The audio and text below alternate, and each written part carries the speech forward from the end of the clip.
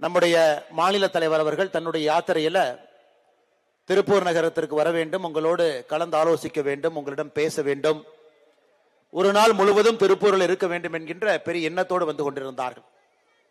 யாத்திரை நம்முடைய பாரதத்தினுடைய உள்துறை அமைச்சர் திரு அமித்ஷாஜி அவர்கள் வந்த பொழுது அது புதுக்கோட்டையிலே அது நிறைவு விழா கொண்டாட வேண்டிய ஒரு தருணம் இருந்த பொழுது திருப்பூர்ல நிச்சயமாக நம்முடைய யாத்திரையாக இருக்க வேண்டாம், அது ஒரு மாநாட்டாக மாற்றி விடுங்கள் என்று சொன்னார்கள்.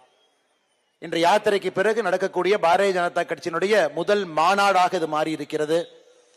அதற்கு அனுமதி கொடுத்து நம்மோடு இந்த அற்புதமான இந்த மாலை நேரத்தில் நம்மோடு இருக்கக்கூடிய நம் மாநிலத்தினுடைய தலைவர், திருநெல்வேலி சட்டமன்றத்தினுடைய மக்களுடைய பிரதிநிதி, எல்லாவற்றுக்கும் மேலாக இன்று பாரதிய ஜனதா கட்சி தமிழகத்தில் அடுத்த கட்டம் செல்ல வேண்டும், சட்டமன்றத்தில் நம்முடைய உறுப்பினர்கள் செல்ல வேண்டும், அனைத்து இந்திய அண்ணா திராவிட முன்னேற்ற கழகத்தோடு நம்முடைய தோழமை கட்சிகளோடு 2026 திராவிட முன்னேற்ற கழகத்தை வேரோடு பிரிங்கி எரிய வேண்டும் என்கின்ற பெரிய ஒரு உந்துதலோடு பெரிய ஒரு பயணத்தை கடந்த ஒரு 8 மாத காலமாக நடத்தி முடித்துவிட்டு வந்திருக்கக்கூடிய அருமை அண்ணன் நயினார் நாகேந்திரன் அவர்களே, நம்முடைய மாநிலத்தினுடைய செயலாளர், இதற்கு முன்பு இந்த பகுதியினுடைய மக்கள் பிரதிநிதியாக இருந்து என்றைக்குமே பாரதிய ஜனதா கட்சியினுடைய தொண்டர்களுக்கு பணி செய்து கொண்டிருக்கக்கூடிய அருமை அக்கா மலர்கொடி அவர்களே, அனைத்து இந்திய அண்ணா திராவிட முன்னேற்ற கழகத்தினுடைய முன்னோடி, இதற்கு முன்பு சட்டமன்ற உறுப்பினராக இருந்தவர்,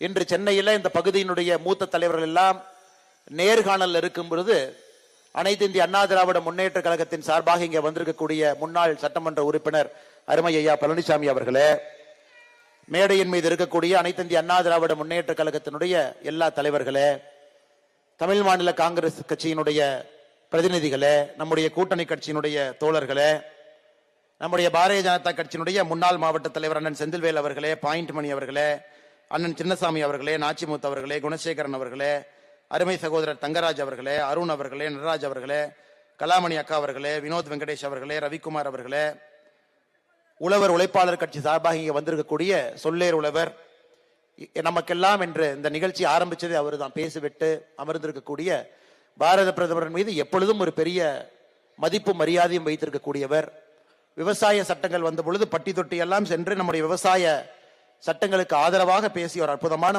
மனிதர் சொல்லேர் உழவர் செல்லமுத்தையா அங்க இருக்கிறாங்க. அவர்களுக்கும் என்னுடைய மாலை வணக்கத்தை தெரிவித்துக் கொள்கின்றேன். தமிழ் மாநில காங்கிரசினுடைய மாவட்ட தலைவர் அருமை அண்ணன் ரவிக்குமார் அவர்கள் வந்திருக்கின்றார்கள், அவர்களுக்கும் என்னுடைய வணக்கத்தை தெரிவித்துக் கொள்கின்றேன். நம்முடைய ஒன்றிய தலைவர்கள் எல்லோருக்கும் என்னுடைய பணிவு கலந்த வணக்கத்தை தெரிவித்துக் கொள்கின்றேன். மிகச் சிறப்பாக நம்முடைய தொண்டர்கள் எல்லாம் ஒருங்கிணைத்து இந்த கூட்டத்தை நடத்தி கொண்டிருக்கின்றார்கள். திருப்பூரை பொறுத்தவரை பாரதிய ஜனதா கட்சி எப்பொழுதுமே மக்களுடைய குரலாக, மக்களுக்கு ஆதரவாக, அது போராட்டமாக இருக்கட்டும், ஆர்ப்பாட்டமாக இருக்கட்டும், திருப்பூரில் இருக்கக்கூடிய பின்னலாடை சம்பந்தப்பட்ட எந்த பிரச்சனையாக இருந்தாலும் மத்திய அரசினுடைய கவனத்திற்கு எடுத்து சென்று அதற்கான தீர்வை கொடுக்கக்கூடிய கட்சியாக இருக்கட்டும், பல நல்ல விஷயங்களை செய்து கொண்டிருக்கக்கூடிய ஒரு கட்சி நம்முடைய பாரதிய ஜனதா கட்சி. இன்னைக்கு இந்த யாத்திரை முடிந்த பிறகு மாநில தலைவருடைய வருகையை ஒரு பெரிய பொதுக்கூட்டமாக நடத்தி காட்டிக் கொண்டிருக்கக்கூடிய எல்லா திருப்பூர் மாவட்டத்தினுடைய எல்லா தலைவர்கள் தொண்டர்களுக்கு என்னுடைய நெஞ்சார்ந்த நன்றிகளையும் கூட தெரிவித்துக் கொள்கின்றேன். காரணம், தேர்தலுக்கு இன்னும் சரியாக ஒரு 80 நாட்கள் தான் இருக்குதுங்க. இன்னும் 80 நாட்கள் தான். மக்கள் எல்லாம் கடந்த 4 ஆண்டுகளுக்கு மேல ஒரு மாற்றம் வராதா, இன்னைக்கு வராதா, நாளைக்கு வராதான்னு வழி மேல விழி வைத்து காத்து கொண்டிருக்கின்றார்கள். இன்னைக்கு எல்லோருமே நிச்சயமாக ஏப்ரல்ல தேர்தல் நடக்கும் பொழுது தமிழகத்திற்கு ஒரு பெரிய மாற்றம் வரணும், திராவிட முன்னேற்ற கழக அரசினுடைய தீய சக்தி பிடியிலிருந்து மக்களை காப்பாற்ற தேசிய ஜனநாயக கூட்டணி, அனைத்து இந்திய அண்ணா திராவிட முன்னேற்ற கழகம் தலைமையிலான தேசிய ஜனநாயக கூட்டணி தமிழகத்திலே ஆட்சிக்கு வர வேண்டும், ஒரு பெரிய மாற்றத்தை கொடுக்க வேண்டும் என்று எல்லோரும் எதிர்பார்த்து கொண்டிருக்கின்றார்கள்.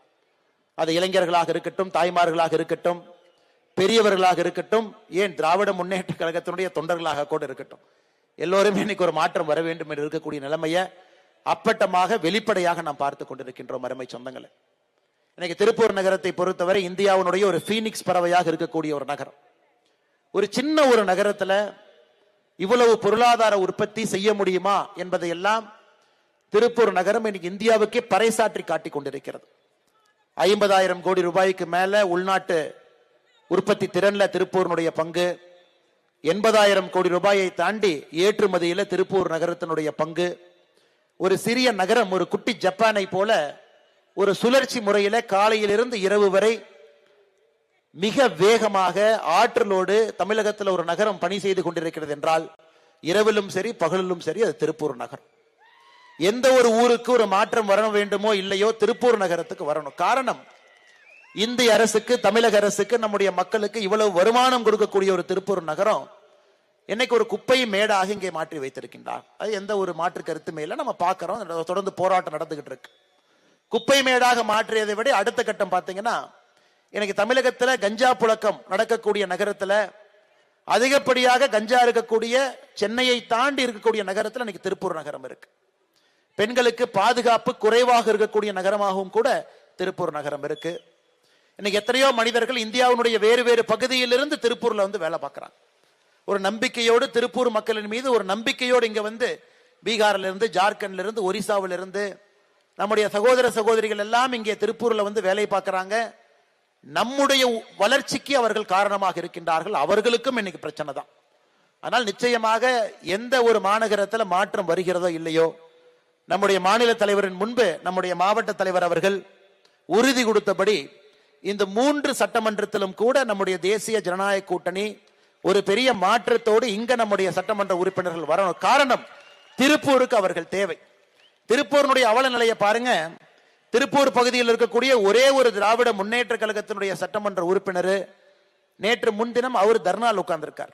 சேர் போட்டு பக்கத்தில் ஒருத்தர் கொடை பிடிச்சிட்டு இருக்கிறாங்க, பக்கத்தில் ஒரு அம்மா பிளாஸ்க்ல தண்ணி வச்சிருக்கிறாங்க. ஜம்முன்னு சேர்ல அவர் உட்கார்ந்துருக்கார். எதுக்கு நீங்களாம் ஆர்ப்பாட்டம் பண்றீங்கன்னா, எங்க மேயர் எடுத்து நான் ஆர்ப்பாட்டம் பண்றேன். இந்த அநியாயத்தை இந்தியாவில் எங்கேயுமே பார்க்க முடியாதுங்க. இந்த டிராமாவை நிறைவேற்றக்கூடிய ஒரே ஒரு கட்சி கம்யூனிஸ்ட் கட்சி. கேரளாவுக்கு போனீங்கன்னா கம்யூனிஸ்ட் ஆட்சியை எதிர்த்து கம்யூனிஸ்ட் கட்சி ஆர்ப்பாட்டம் பண்ணுவாங்க. ஏன்னா மக்களுடைய குறைய ஆட்சியா நாங்க செய்ய முடியல, கட்சியா நாங்க செய்யறோம். இன்னைக்கு திருப்பூரிலும் அதே போன்ற அவல நிலைமையை ஒரு திராவிட முன்னேற்ற கழகத்தினுடைய சட்டமன்ற உறுப்பினரே வீதிக்கு வந்து சேர் போட்டு உட்கார்ந்து என்னோட பகுதியில் இருக்கக்கூடிய குப்பையை அகற்ற வேண்டும் என்கின்ற டிராமாவை பண்ணிட்டு இருக்கார். அப்படிதான் இன்னைக்கு திருப்பூர் நகரம் இருக்கு. திருப்பூர் நகரத்தினுடைய மேயர் அதையெல்லாம் தாண்டி ஒரு ஊர்ல போய் குப்பையை போடுறாரு. ஊர் மக்கள் எல்லாம் போய் மன்னிப்பு கேட்கறாங்க, ஐயா எங்க ஊருக்கு குப்பையை கொண்டு வராதீங்க. அதுக்கு ஒரு என்ன சொல்றாரு தெரியுங்களா? நீங்க எல்லாம் மரியாதையா வீட்டுக்கு வாங்க, என்னை பத்தி பொது இடத்துல தப்பா பேசினதுக்காக மன்னிப்பு கேளுங்க.